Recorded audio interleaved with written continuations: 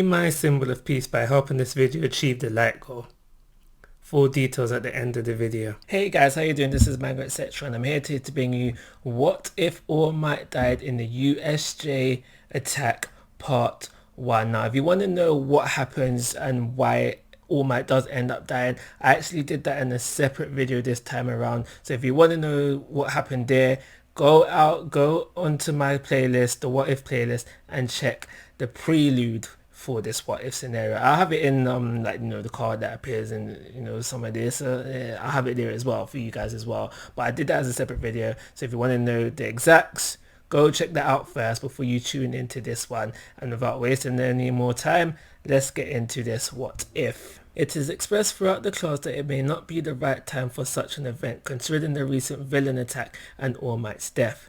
To which Eraserhead will answer that they want as less disruption to make it seem like, despite recent events, things are under control. Just like in the original story, he goes on to explain the importance of the festival, with the class getting excited for it, especially Eureka.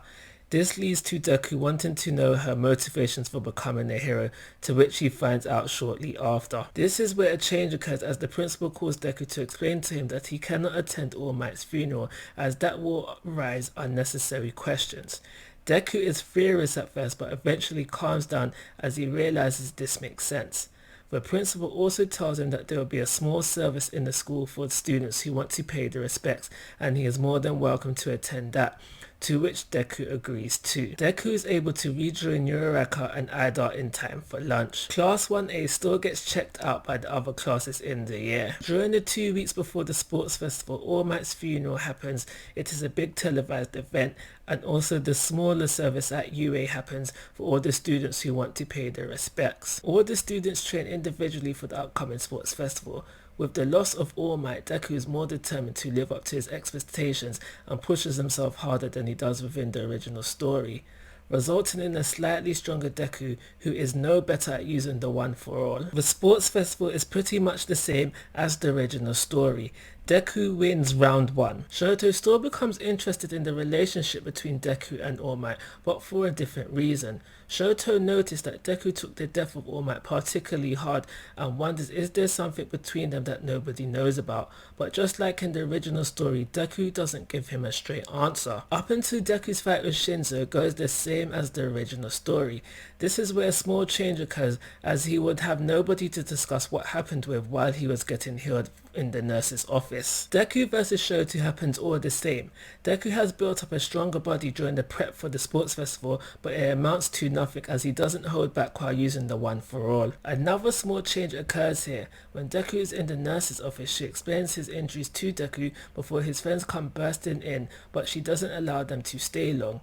After healing him, she explains she will no longer heal him when he overdoes it. On his way back to watch the rest of the tournament, he dwells over the words of the nurse, before starting to think maybe he wasn't worthy of the One for All.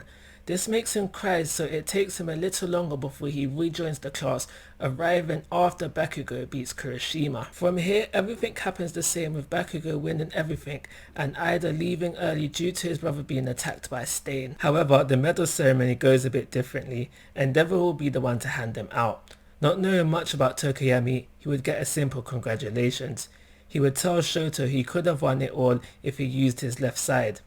Still haven't come to terms with his family issues, he walks off without collecting his medal. This stuns everyone present, but Endeavor is asked to proceed, giving the reluctant Bakugo his medal. Again, things from here unfold how they're supposed to. Ida goes to see his brother in the hospital. Shoto also goes to see his mum in the hospital.